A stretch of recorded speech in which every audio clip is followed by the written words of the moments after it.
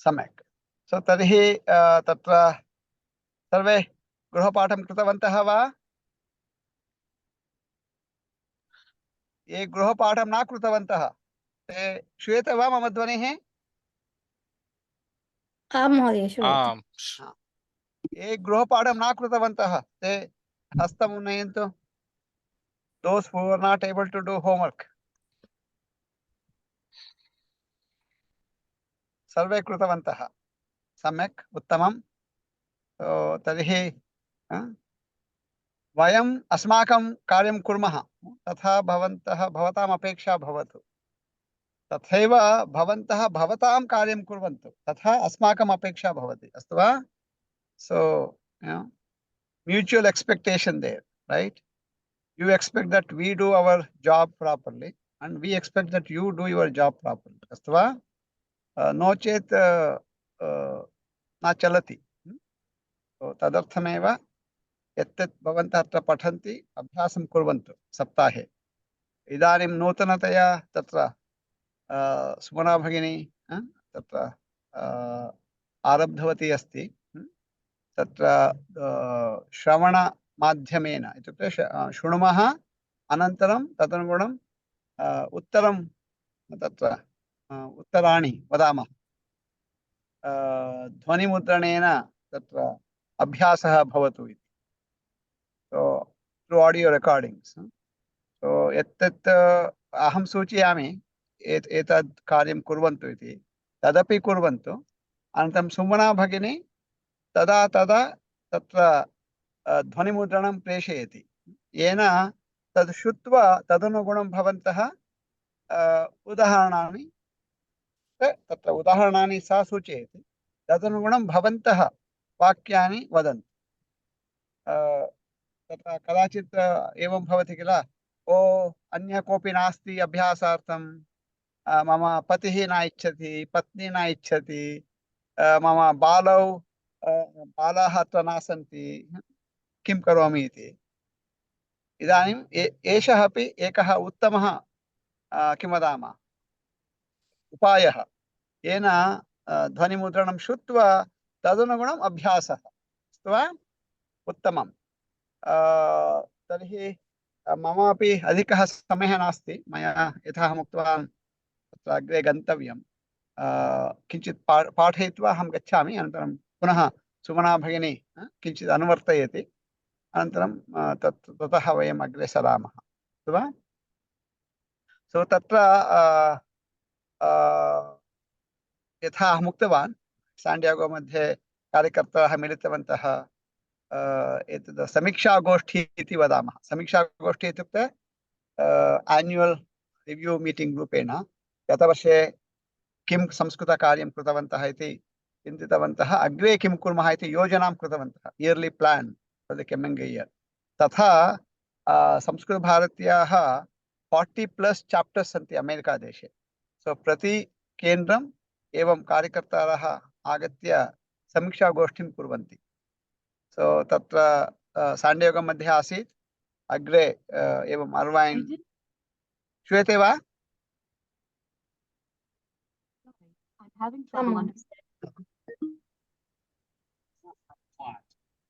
अस्तु, तर्हि अस्तु, अग्रे सरामः। मम नाम गोविन्दः। मम नाम गोविन्दः। मम नाम गोविन्दः। संजीव, भवतः नाम किम्? मम नाम संजीवः। जय, भवतः नाम किम्? अनम्यूट करोतु जय। मम नाम जय। वेंकट, भवतः नाम किम्? मम नाम वेंकटः। सुदीपः, भवतः नाम किम्? मम नाम सुदीपः। सुरेंद्र, भवतः नाम किम्?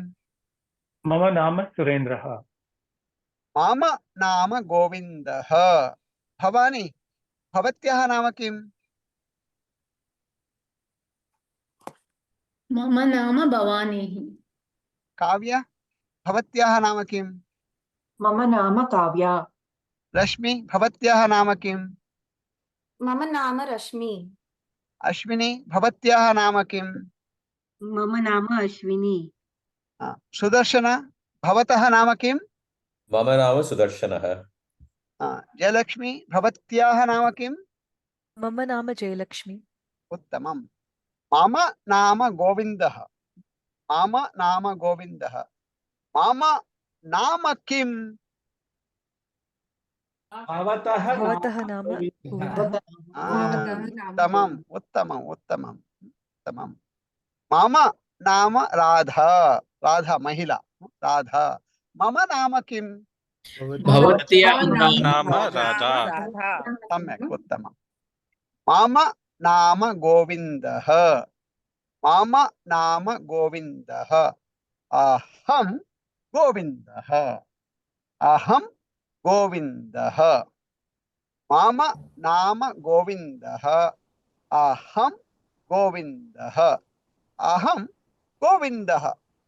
अवनीश भवान् कः? अहम् अवनीशः। उत्तमम्। राहुल भवान् कः? अहं राहुलः।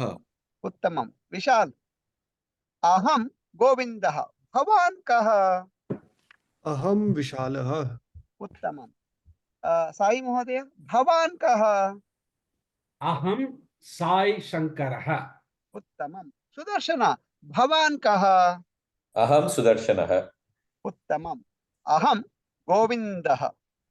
राम भवान् कः? अहं रामः।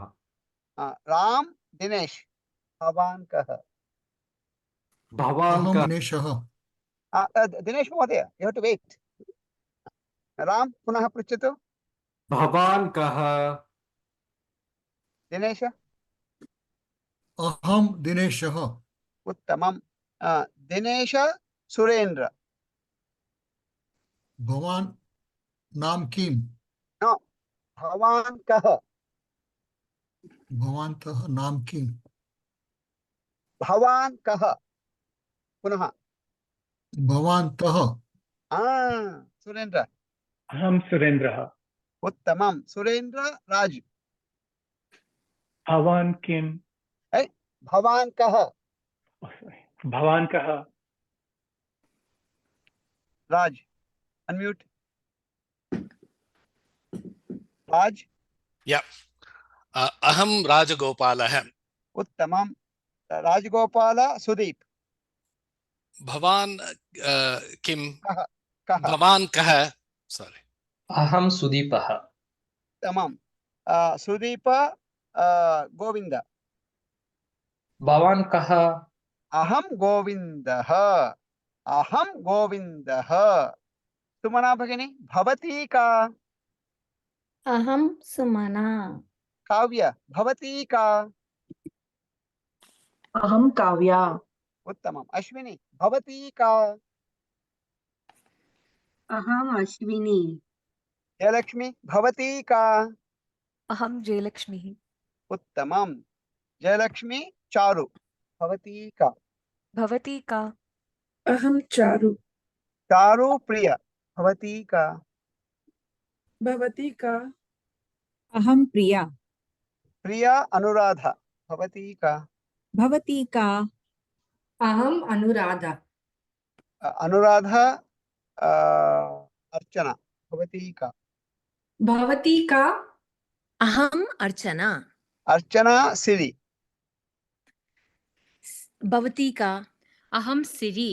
उत्तमम्। सिरि कमला। भवती का?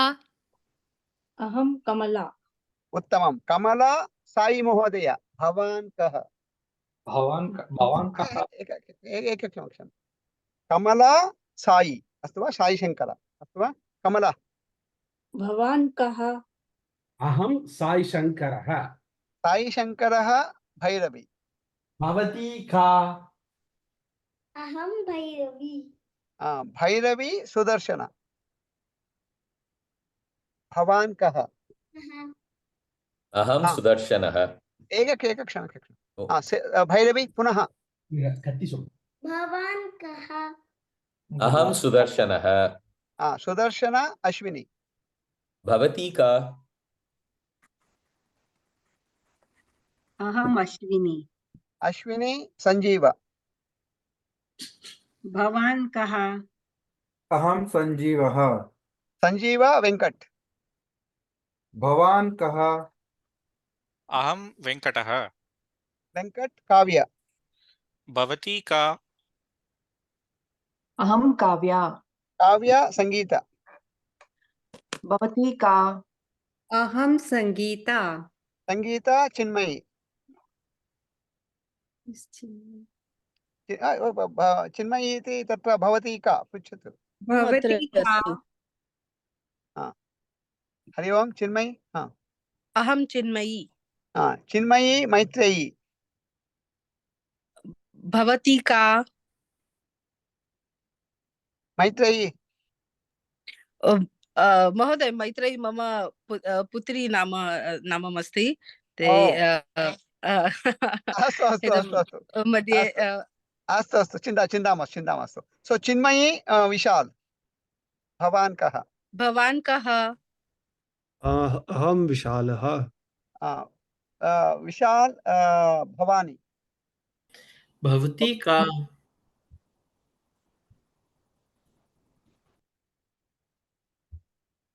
क्षम्यतां कस्य नाम उक्तवान् अहम्? अविनाशः उक्तवान् भवान् विशालं पृष्टवान्। Oh, sorry, by mistake, I got unmuted. अस्तु अस्तु भवान् कः? हाँ। भवान् कः? अस्तु इदानीम् अहं गोविन्दः। अस्तु अहं गोविन्दः। अहं गोविन्दः। अवनीश भवान् अवनीशः। दिनेश भवान् दिनेशः। वेङ्कट भवान् वेङ्कटः। जय भवतः पूर्णनाम किं? जय? अहं जया। जयः जयः। अस्तु भवान् जयः। संजीव भवान् जयः। राम भवान् रामः। सुरेन्द्र भवान् सुरेन्द्रः। अहं गोविन्दः। भवानी भवती भवानी। काव्य भवती काव्या। रश्मि भवती रश्मि। सुमना भवती सुमना। अश्विनी भवती अश्विनी। चारु भवती चारु। अहं गोविन्दः। अहं कः? भवान् गोविन्दः। गोविन्दः। उत्तमं। पुनः अहं रामः। अहं रामः। अहं कः? भवान् रामः। अहं रावणः। अहं रावणः। अहं कः? भवान् रावणः। उत्तमम्। अहं मिकी मौस्। अहं कः? भवान् मिकी माउस। Mickey Mouse. भवान् मिकी मौस्। अहं मिनी मौस्। अहं का? भवती मिनी माउस। आनाहैम् इति डिस्नीलैंड अत्रैव समीपे अस्ति। अतः 60 माइल्स् किमपि भवति। तत्र मिकी मौस् मिनी मौस्। उत्तमं। पुनः अहं दशरथः। अहं कः? भवान् दशरथः। कौसल्या। अहं का? भवती कौसल्या। कौसल्या। पुनः कौसल्या। कौसल्याः न कौसल्या।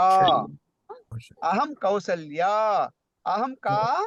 भवती कौसल्या। कौसल्या। उत्तमम्। अहं भवान् भवती। सो पुरुषः भवति। अहं तत्र पुरुषस्य नाम किमपि दशरथः रावणः कुम्भकर्णः किमपि भवतु। महिला भवति। पुनः अहमेव तत्र कौसल्या सुमित्रा रुक्मिणी कैकेयी किमपि नाम। पुरुषः भवति। भवान् कः? भवान् कः? भवान् किं न? भवान् कः? महिला भवति। भवती का? भवती का? उत्तमम्। पुनः अहम भवान भवती, अहम भवान भवति भवति। उत्तमम्।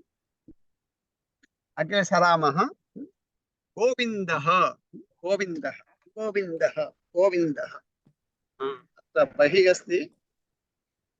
प्रथमं तु मम कुञ्चिकां स्वीकरोमि कार्यानतः, नो चेत् लाकौट् भरामि चेत् कष्टं भवति।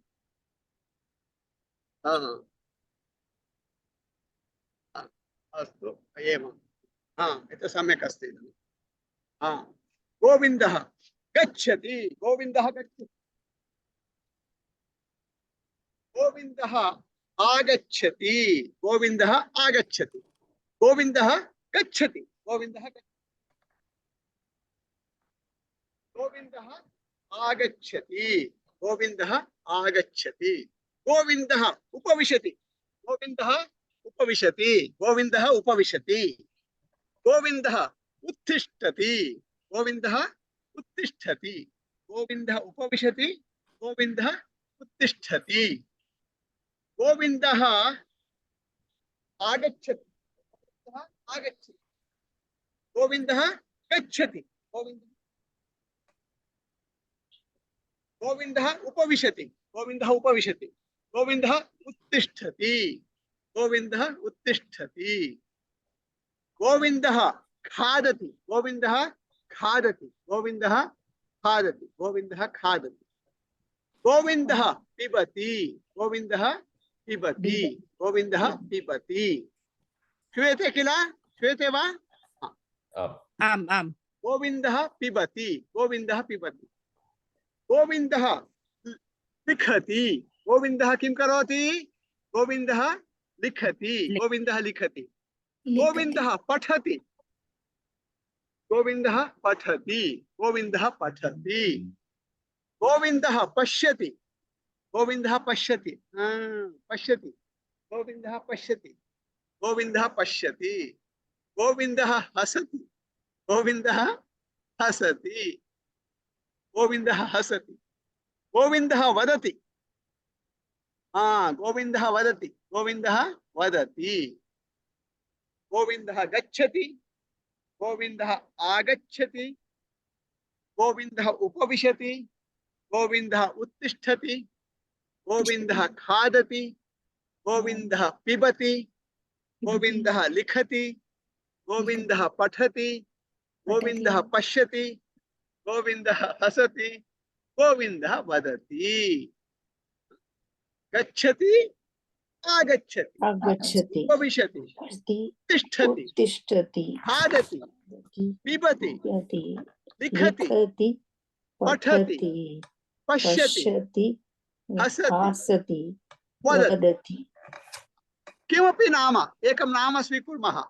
रामः, सीता, जानकी, अवनीशः, भवानी, दिनेशः, काव्य, किमपि एकं नाम, एकं क्रियापदम्।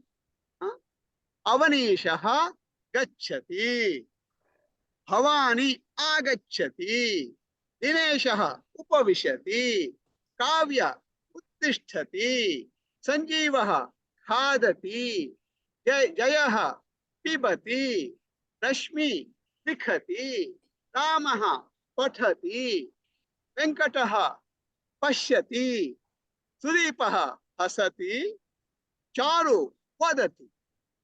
एकं नाम, एकं क्रियापदम्, अस्तु वा?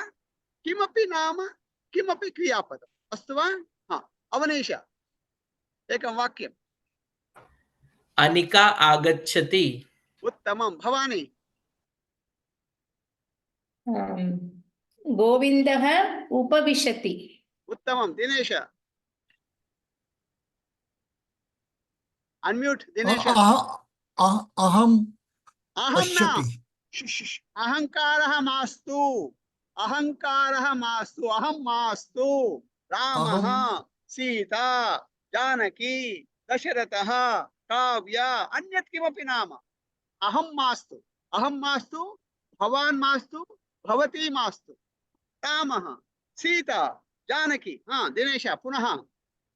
कमला पश्यति। काव्य? काव्य अनम्यूट। सॉरी, राम पठति, रामः अस्तु, पठति। वेंकट। अर्चना उत्तिष्ठति। अस्तु, राम। रश्मि पिबति। अस्तु, रश्मि। भैरवी हसति।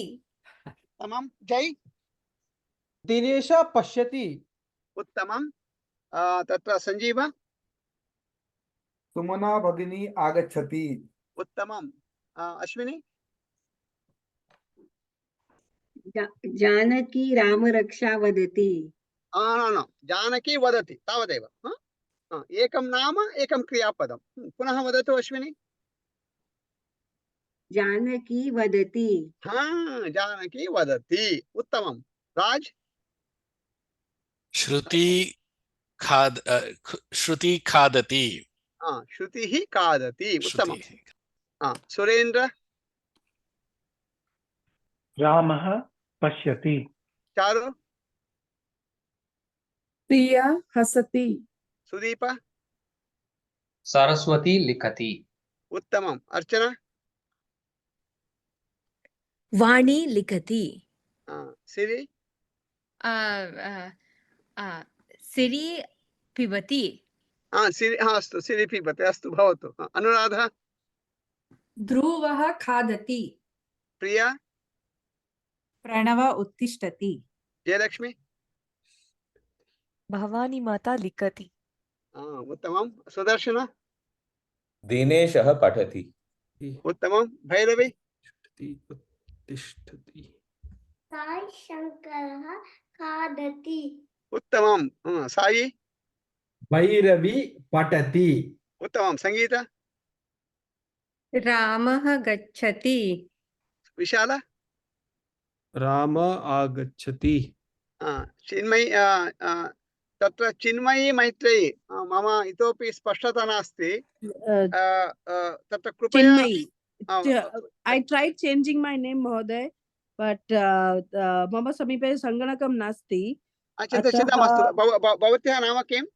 चिन्मयी। चिन्मयी इति। अस्तु। पुत्र्याः नाम मैत्रेयी वा? मैत्रेयी वा। मैत्रेय्याः वयः किं? 10 वर्षः। 10 वर्षीय। इत्युक्ते सापि बहु कनिष्ठा नास्ति। अस्तु।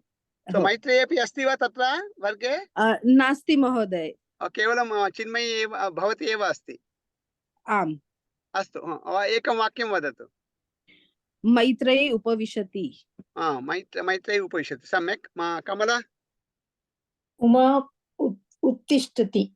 उत्तमं। वाणी। गणेशः लिखति। राहुल। रामः वदति। वदति। उत्तमं। रामः वदति। सीता पिबति। तथा वाक्यानि। तथैव सः गच्छति। सा गच्छति। सः अवनीशः। अवनीशः गच्छति। सः गच्छति। सा भवानी। सा पिबति अथवा गच्छति। सा अपि गच्छति। अस्तु। तत् वाहनं। वाहनं गच्छति। तत् गच्छति। एषः मम पिता श्रीनिवासः। एषः श्रीनिवासः। एषः गच्छति। एषा नागम्मा मम माता नागम्मा। एषा गच्छति। एतत् वाहनं मम वाहनं। वाहनं गच्छति। एतत् गच्छति। सः गच्छति। सा गच्छति। तत् गच्छति। एषः गच्छति। एषा गच्छति। एतत् गच्छति। जय। भवान् जयः। भवान् गच्छति। रश्मि। भवती रश्मि। भवती गच्छति। सः गच्छति। सा गच्छति। तत् गच्छति। एषः गच्छति। एषा गच्छति। एतत् गच्छति। भवान् गच्छति। भवती गच्छति। रामः गच्छति। सीता गच्छति। जानकी गच्छति मित्रं मम मित्रं वेङ्कटः वेङ्कटः गच्छति मित्रं गच्छति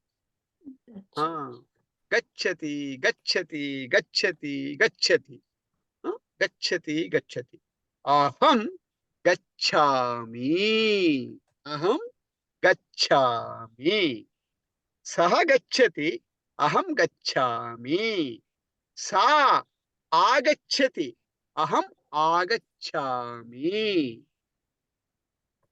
तत् गच्छति तत् वाहनं गच्छति अहम् आगच्छामि एषः मम पिता श्रीनिवासः गच्छति अहं गच्छामि एषा नागम्मा एषा गच्छति अहं गच्छामि एतत् गच्छति अहं गच्छामि रामः क्षम्यतां भवान् पठति अहं पठामि भवती वदति अहं वदामि रामः पश्यति अहं पश्यामि सीता हसति अहं हसामि जानकी खादति अहं खादामि मित्रं मम मित्रं वेङ्कटः खादति मित्रं खादति अहं खादामि अहं गच्छामि अहम् आगच्छामि अहम् उपविशामि अहम् उत्तिष्ठामि अहं खादामि अहं पिबामि अहं लिखामि अहं पठामि अहं पश्यामि अहं हसामि अहं वदामि इदं वाक्यद्वयं गच्छति इति एकं वाक्यं गच्छति किमपि सः गच्छति सा गच्छति तत् गच्छति तत् मास्तु सः सा एषः एषा अस्तु वा गच्छति आगच्छति किमपि एकं वाक्यम् अनन्तरम् अहं गच्छामि इति द्वितीयं वाक्यम् अस्तु वा किमपि क्रियापदं वाक्यद्वयम् उदाहरणं सुमना भगिनी पठति वाक्यद्वयं करोतु सः गच्छति अहं गच्छामि सम्यक् तथा अस्तु वा अवनीश अनिका आगच्छति अहम् आगच्छामि उत्तमं Bhavani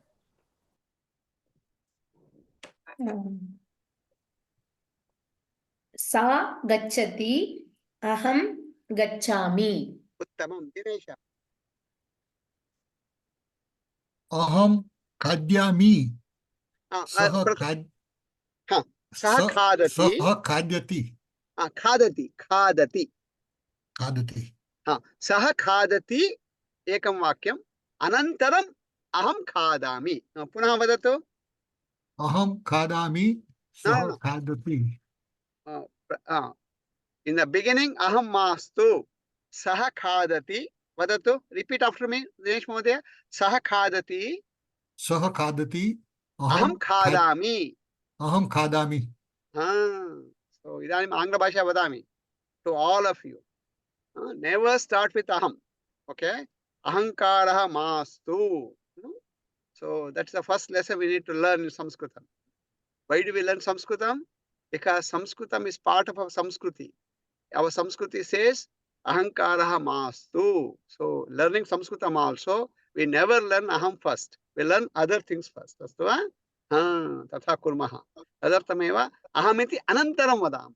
Astu va? Prathamam saha, sa. Anantaram sa, aham. Astu va? Kavya. Kamala pibati. Aham pibami. Samyak. Venkat. Sangeeta उपविशति अहम् उपविशामि राम रश्मि वदति अहं वदामि रश्मि रामः पठति अहं पठामि उत्तमं जय सीता वदति अहं वदामि सम्यक् संजीव रामः पश्यति अहं पश्यामि सुमन क्षम्यतां अश्विनी सीता हसति अहं हसामि राजगोपाल गीता पश्यति अहं पश्यामि सुरेंद्र सा खादति अहं खादामि सा खादति सा खादति अहं खादामि उत्तमं चारु प्रिया लिखति अहं न, न, पाठामि प्रिया पठति अहं पठामि सम्यक् सुदीप रामः खादति अहं खादामि अर्चना सिरि वदति अहं वदामि सिरि मिकी लेखति अहं लेखमि लिखति लिखामि लिखामि पुनः वदतु वाक्यद्वयं मिकी लिखति अहं लिखामि उत्तमम् अनुराधः ध्रुवः ददाति अहं ददामि उत्तमं प्रिया भैरवी उपविशति अहम् उपविशामि उत्तमं जयलक्ष्मी एषः उत्तिष्ठति अहम् उत्तिष्ठामि सम्यक् सुदर्शन राहुलः क्रीडति अहं क्रीडामि सम्यक् तत्र इदानीं किं कुर्मः तथैव भवतु भवान् अथवा भवती इति वदामः तत्र किं कुर्मः भवान् उदाहरणं सुमना भवती खादति तथा सुमना इति उक्त्वा भवती खादति इति वदामः अनन्तरम् अहं खादामि इति वदामः अवगतं वाक्यद्वयं प्रथमवाक्ये भवान् अथवा भवती इति भवति परन्तु तत्पूर्वं किमपि नाम वदामः अत्रैव वर्गे ये सन्ति किल प्रिया संगीता विशाल चिन्मयी कमला किमपि एकं नाम उक्त्वा तत्र पुरुषः भवति भवान् महिला भवति भवती इति अवगतं सुदर्शन संगीता भवती लिखति अहं लिखामि तत्र अस्तु वा द्वयमपि साई शंकर भैरवी भवती खादति अहं खादामि उत्तमं भैरवी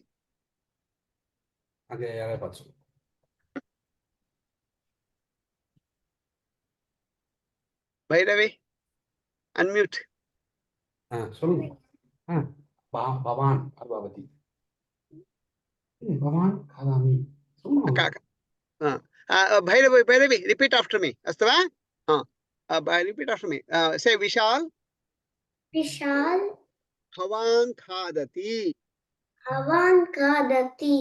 अहं खादामि now do the same thing but take Archana अथवा Siri take Siri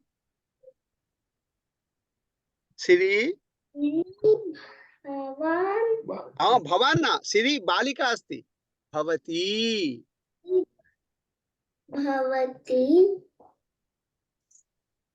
किं लिखति सम्यक् अहं लिखामि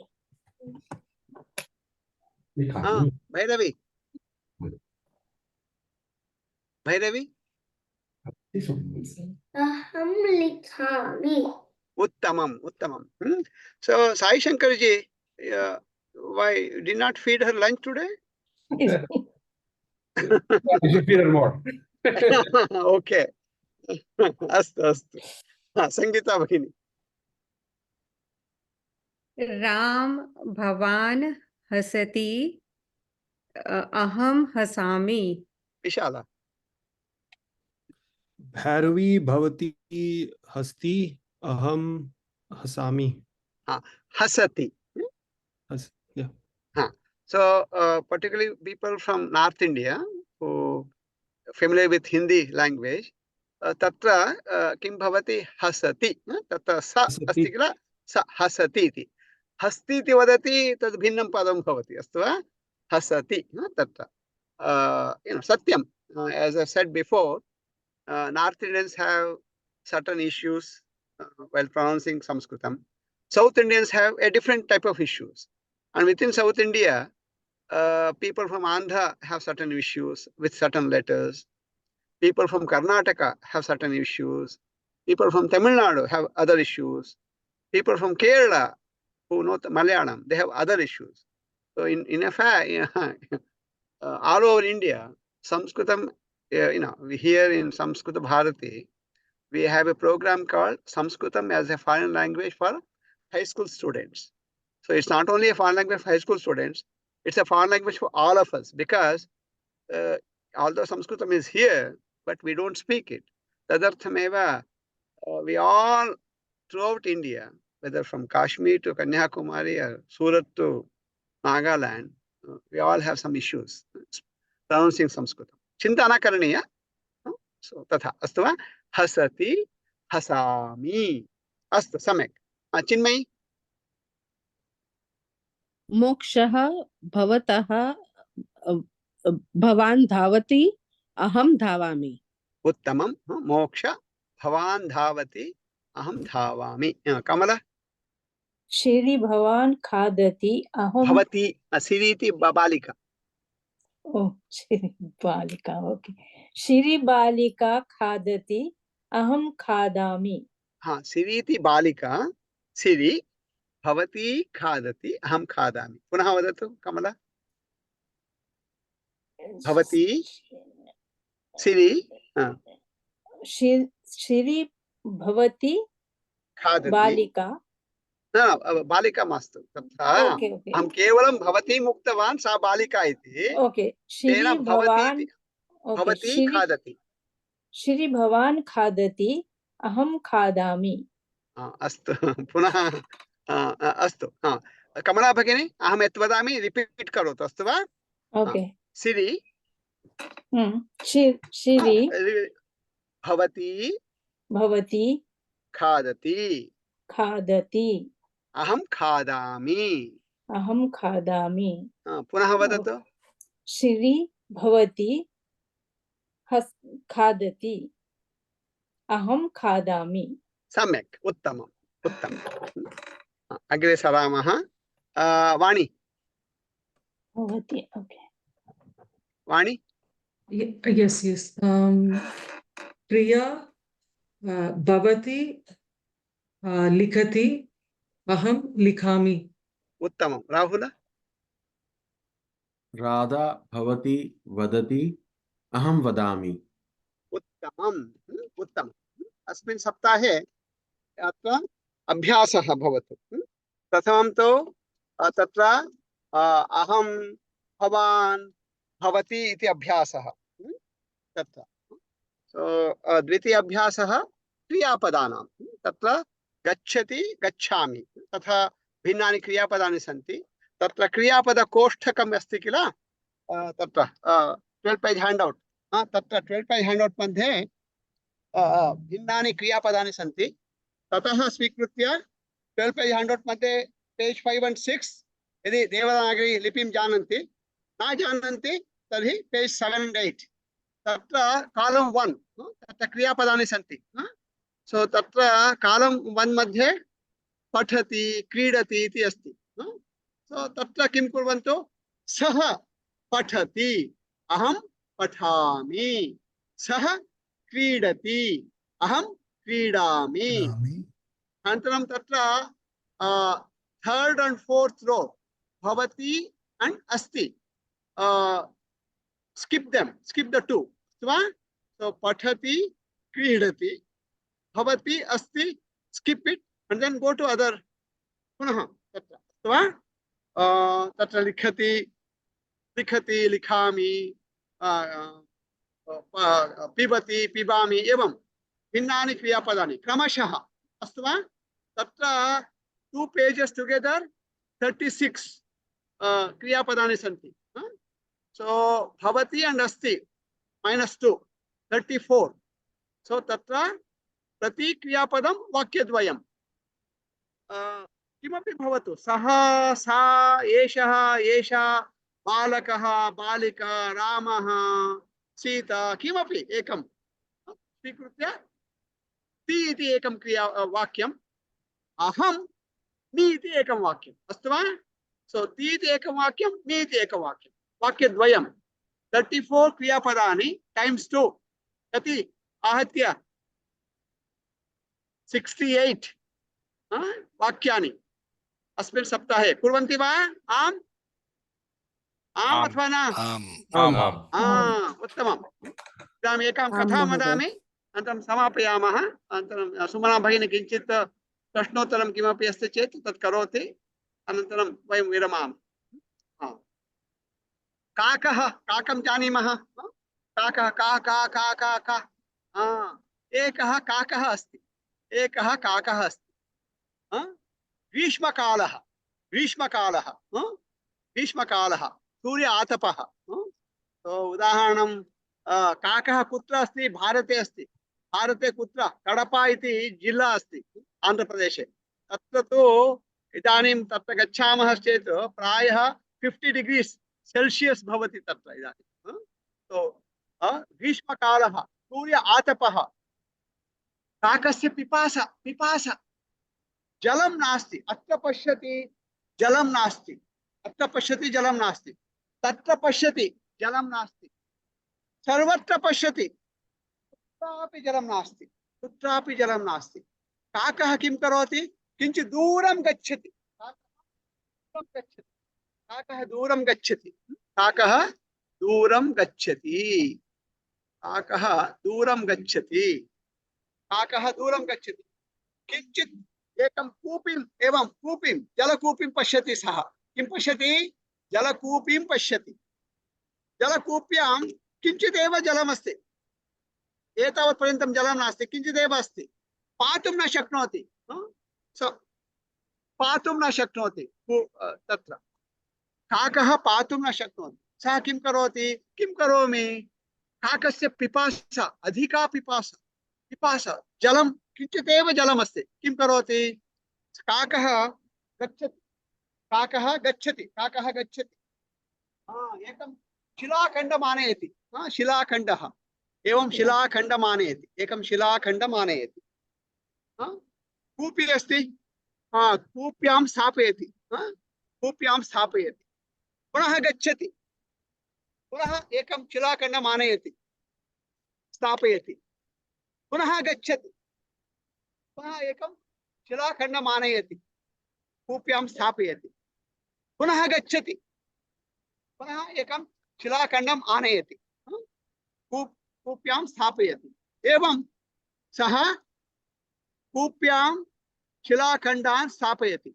जलम् उपरि उपरि आगच्छति जलम् उपरि उपरि आगच्छति अनन्तरं काकः जलं पिबति काकः जलं पिबति सन्तुष्टः भवति अन्यत्र गच्छति अन्यत्र गच्छति काकस्य कथा अस्तु वा तर्हि अहम् अत्र विरमामि तत्र सुमना भगिनी भवत्याः कृते अत्र एतद् किं वदामि तत्र होस्टिंग तद् करोमि तो भवती तत्र किञ्चित् वदतु सुमना भगिनी अस्तु एकक्षणम् अत्र होस्टिंग करोमि तो अनन्तरं भवती तत्र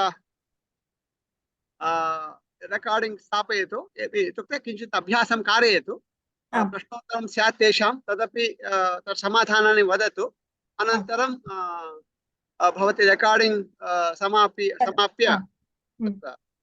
विरमतु भवती अपि अस्तु वा अस्तु पुनः वदामः गमनात् पूर्वं यथा अहम् अस्माकं वाट्साप् समूहे सूचितवान् अस्माकम् आवासीय शिबिराणि रेसिडेन्शियल् कैंप्स भवन्ति सो तत्र शिकागो मध्ये गंगोत्री शिबिरं next weekend bhavati so those people who are in the midwest in America come to Chicago camp I'll be there tatra dina trayam shukrvasare May 10th evening to May 12th Sunday afternoon bhavati tatheva Memorial Day weekend iti at long weekend bhavati America deshe May 25th Saturday to May 27th Monday 3 days Kaveri camp in Northern California, San Jose, Saratoga, those people who are in the San Francisco Bay Area.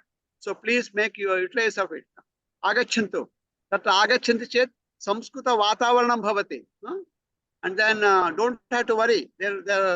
We have beginner classes and people who know a little bit Samskritam, Tesham Krute classes. Sarvam Sarashaha bhavati. Samskrita Vatavaranam Krupaya agachanti. Gangotri Shibiram Chicago Nagare, Kaveri Shibiram San Jose. अस्तु वा? पुनः मिलामः. नमो नमः. अनुवर्तयतु भगिनि. नमो नमः महोदय. धन्यवादः. धन्यवादः. धन्यवादः. धन्यवादः. धन्यवादः महोदय. धन्यवादः.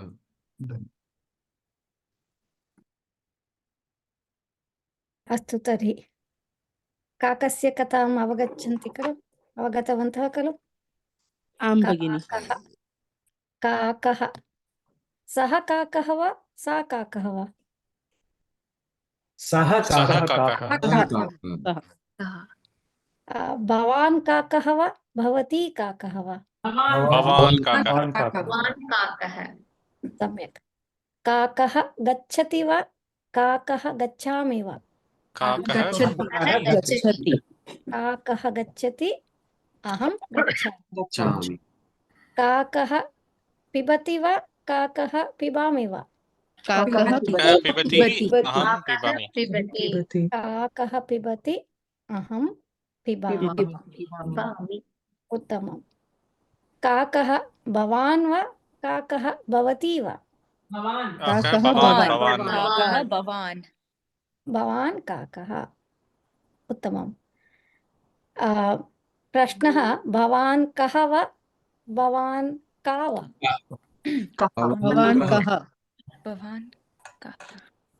भवान् कः? भवान् कः. तर्हि पुल्लिङ्गे अस्ति चेत् कः, स्त्रीलिङ्गे अस्ति चेत्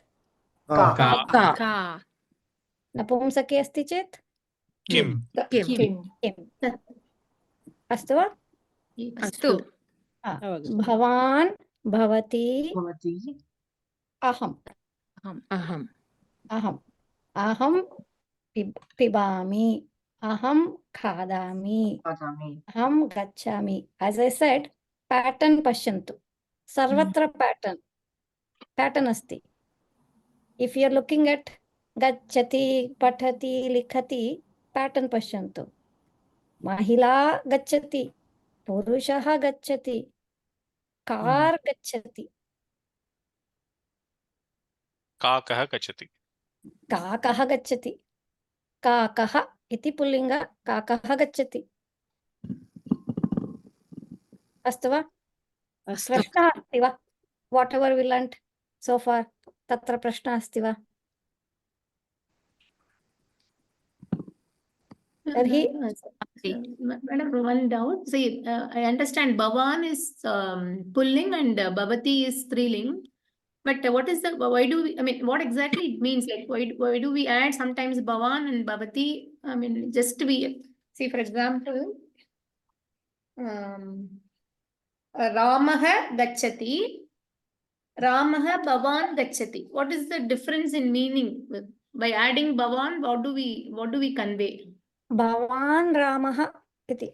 Convey idanim, don't think too deep. Just understand the gist of it. We will learn more on that, then you will see the difference. Why we add Bhavan. Idanim gist avagacchatu. Bhavan Ramaha. Bhavan gacchati. Tata chintayatu. Astu va? Anya prashnah kasya Rama Mahodaya. Yes, I vaguely remember like Bhavataha. So, so is there a difference between Bhavataha and Bhavan? There is. If I say Bhavataha nama kim, I will not say it in English. Chintayantu. Bhavataha nama kim.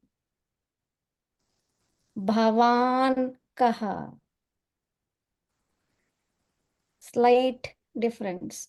Now I'm adding nama. Bhavataha nama kim. Nama kim. Bhavataha nama kim. Bhavan kaha. There are multiple ways of saying some things. Don't think too much, but just try to understand the. I don't want to give English. We will lose ourselves while trying to understand through English. Krupaya ma kurvantu. English anuvadena ma avagachantu. Grammatically, it will not be parallel. Meaning wise, it will not be parallel. Tadarthameva. Prashnah kasya Sai Mahodayasya. Is bhavatah karyanam kim? Is that valid? Idanim mastu. Mastu. Idanim mastu. Yes, grammatically correct. We will learn how to say all those things. Idanim. Anantaram. Kavya Bhagini. So when we say kakaha, that means we are referring to male crow. Pattern. Tadeva vadami. Pattern. Ramaha, Krishnaha, Sureshaha, Surendraha, Vishalaha, Kakaha, Vrukshaha, Syutaha. Pattern. So when we say female crow, we say kaka, right? Same way for dog or deer or elephant. There is no blanket statement. I cannot say all the time. It is not every time. Tadartham. Atra asti, ka asti, Janaki asti, Bhairavi asti, Charu asti. That you cannot say all are same. Okay, thank you. Siri, Prashnaha. So how do you say I am eating? So like referring to yourself? So far, what have we said to refer to ourselves? Aham. Aham. Okay. Aham. Aham khadami. Aham kadami. Kadami. Aham kadami. Me. Aham me. Aham kadami. Aham likhami. Aham pathami. Aham vadami. So, if it is Siri saying, will she say aham? Yes. If it is Rahulaha, will he say aham? Yes. Purushaha vadati aham. Stri vadati aham. Pattern. Pashantu. Okay. Every time there is aham khadami, mi, likhami, vadami, pashyami,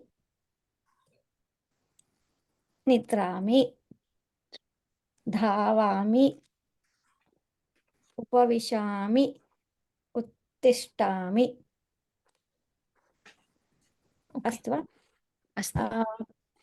Priya Bhagini, Prashnaha. Karandakaha, is that because of the pattern, is that Saha Karandakaha? Kandukaha? Kandukam? Karandakaha, jar. Astu. Satyam. If that is the word, I am not familiar with that word. If it is so, So anything that Karandakaha. Yeah. Karandakaha. Thank you. Pattern, tadeva. Yeah, exactly. Vrukshaha, Syutaha, Anantaram kim, Khagaha. Anantaram kim asti? Mandapaha. Vidyuddeepaha. Deepaha, Vidyuddeepaha. Prakoshtaha. Margaha. Pashutaha. Kim Mahodaya? Vargaha. Margaha, Vargaha, Vrukyaha, Manchaha, Mapika,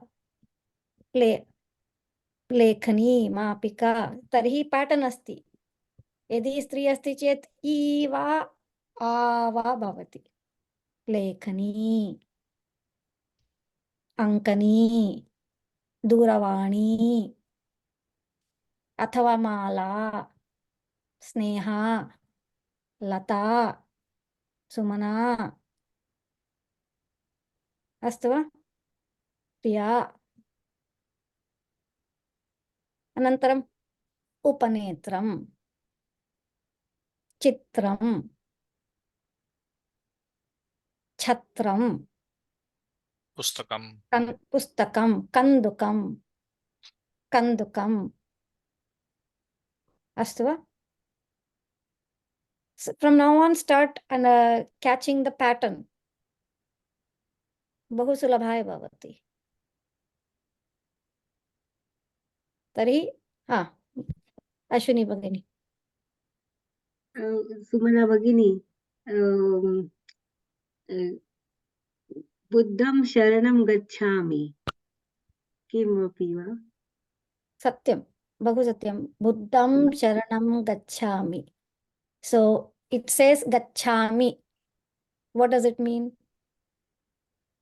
anyone I go. aham gachami aham gachami aham there is no ifs and buts see that's a good connection good connecting the dots buddham sharanam gachami aham gachami ityeva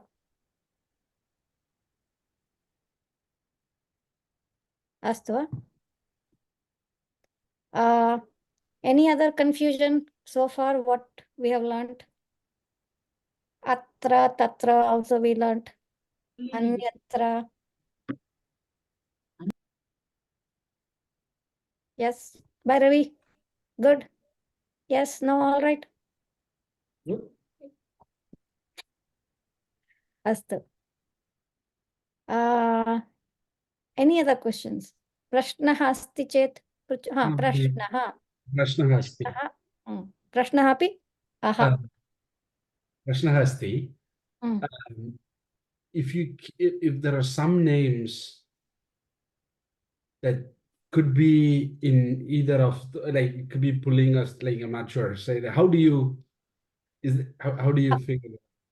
However they tell you right now you just take it as that as you learn more vocabulary Samskrita padani tada avagacchati I have a question. Could you, sorry, I can't speak very fluently in Sanskrit. Could you clarify our assignment again? I think I lost my focus when he was explaining it in the page 6 and 7, right, that we were looking at. Karapatram asti khalu? Karapatre kriyapadani santi. Kriyapadani ityukte gacchati, agacchati, vadati, likhati. तर्हि तदुपयुज्य क्रियापदम् उपयुज्य वाक्यं वदतु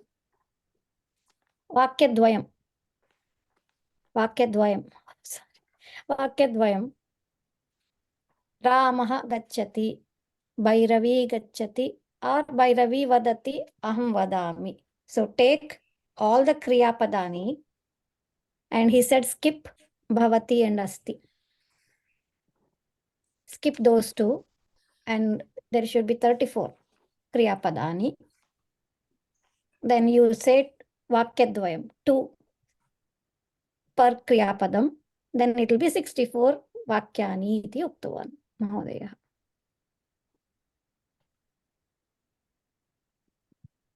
I see some confused faces Vishal mahodaya kim chintayati I'm good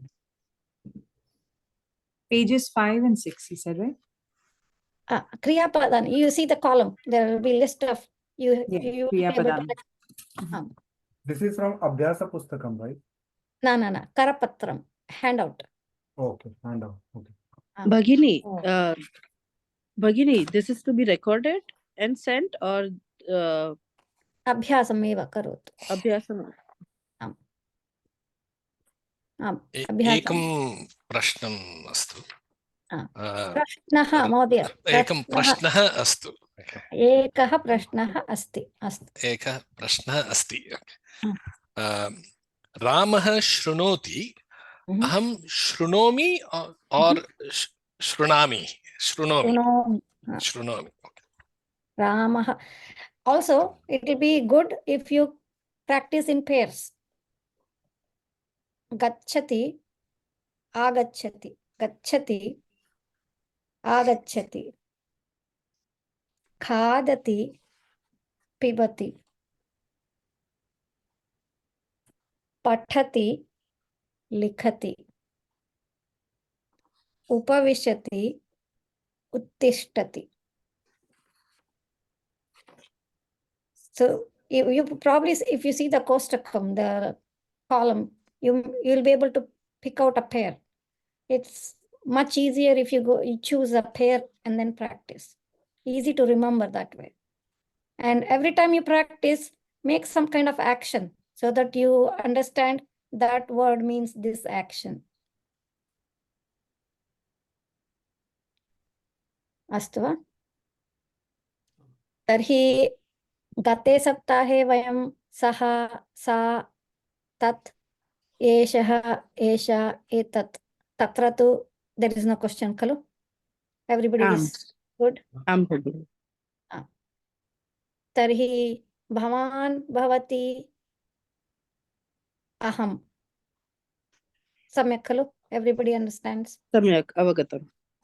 तर्हि भवत्याः भवतः, that you understood? Yes. आम्। When to use भवत्याः, when to use भवतः? सम्यक्। अनन्तरम्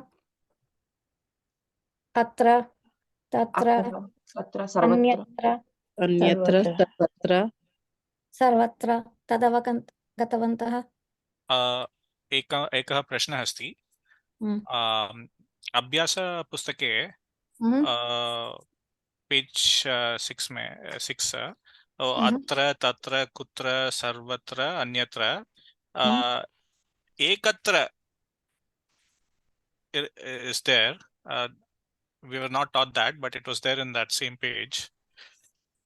So I was wondering, is ekatra is different, and how is that? Mahodaya will get to that later. Okay. Chinta mastu. There must be a reason he skipped that. So we'll get back there. Anantaram. Ji. Go ahead. One more question. Asti and Nasti, can you clarify?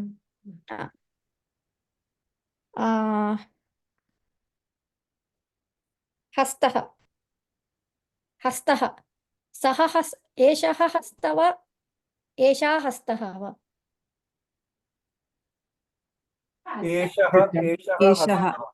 सः हस्तः. You will say सः हस्तः. Right? Hastah iti. You will say एषः. एषः. Even if you say एषः, I gave you a choice of एषः वा एषा वा एतत् वा, then you choose एषः. If I just ask you hastah, then you say saha hastah. Astu va? Saha hastah. Hastah. Duravani asti. Duravani nasti. Nasti. Duravani asti. Duravani nasti. शनिवासरे वर्गः संगीत संस्कृत वर्गः अस्ति भानुवासरे नास्ति अस्ति नास्ति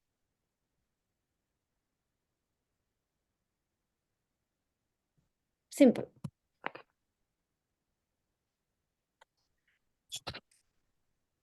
वाणी भगिनी अवगतं खलु page number 4 Sa balika va. What is the meaning of va?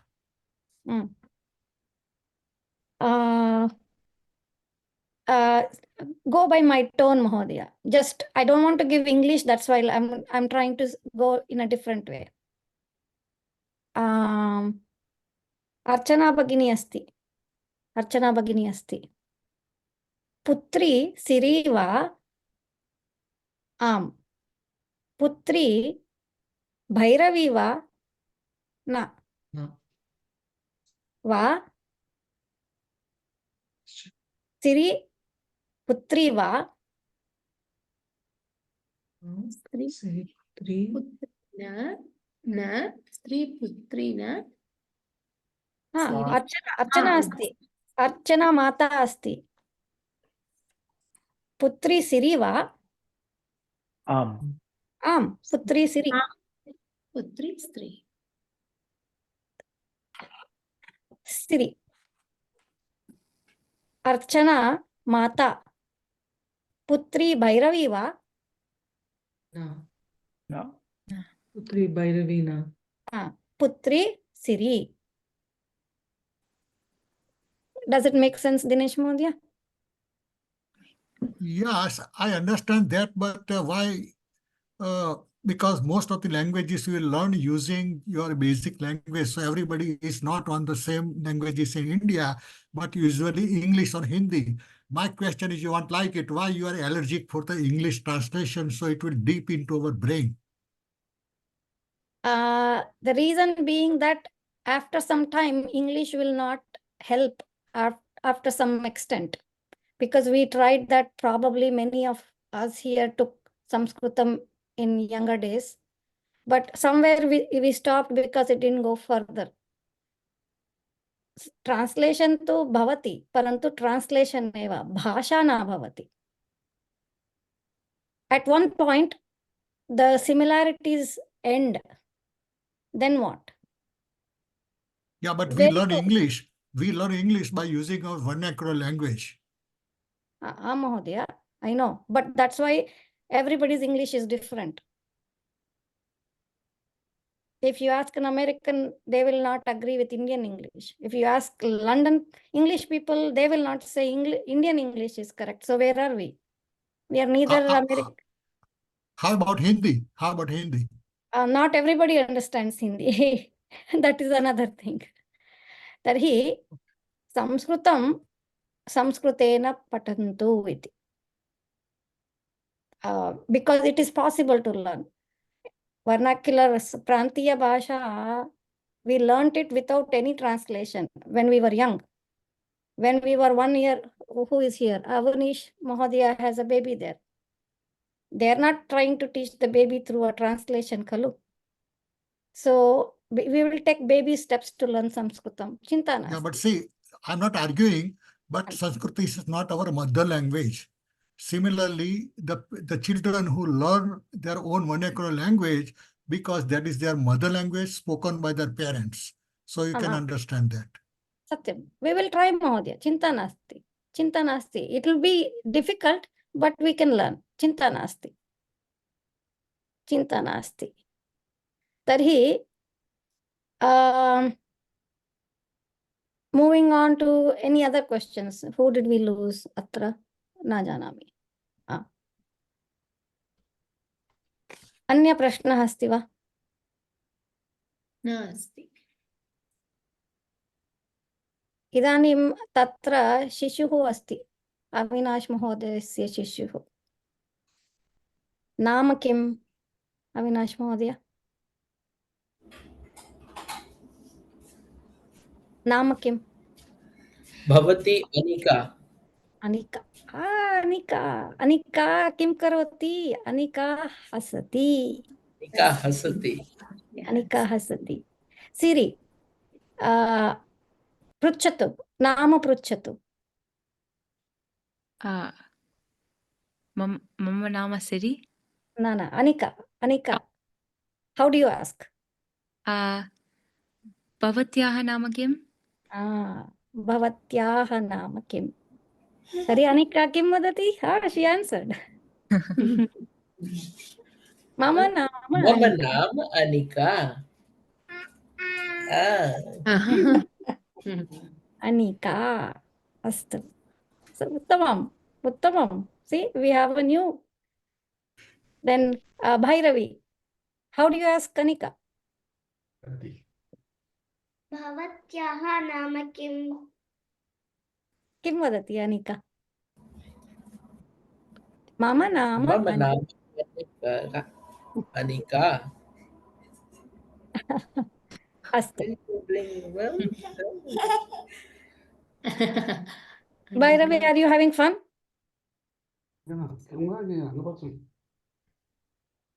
अस्तु तर्हि कृपया अभ्यासं कुर्वन्तु पुनः पुनः करपत्रं पश्यन्तु पुनः पश्यन्तु यदि क्रियापदानि पठन्ति action अपि कुर्वन्तु in this level action is going to help a lot bhavan bhavati aham khadami khadati तथा अत्र एषः एषा सः सा तथा pattern everywhere see patterns अस्तु वा अन्यत् किम् anything else अत्र विरमामः वा अग्रिमे सप्ताहे यदि पूर्वमेव आगच्छन्ति you can log in few minutes earlier पुनः एकवारं पुनस्मरणं कुर्मः गीतं श्लोकं पठामः अनन्तरं प्रश्नाः सन्ति चेत् पुनः चर्चयामः अस्तु भगिनी शान्ति बहु मन्त्रं धन्यवादः भगिनी शान्ति मन्त्रं वदामः ॐ सर्वे सन्तु सुखिनः सर्वे सन्तु निरामयाः सर्वे भद्राणि भद्राणि पश्यन्तु मा कश्चित् दुःखभाग् भवेत् ॐ शान्ति शान्ति शान्ति ॐ श्री गुरुभ्यो नमः अस्तु धन्यवादः धन्यवादः धन्यवादः She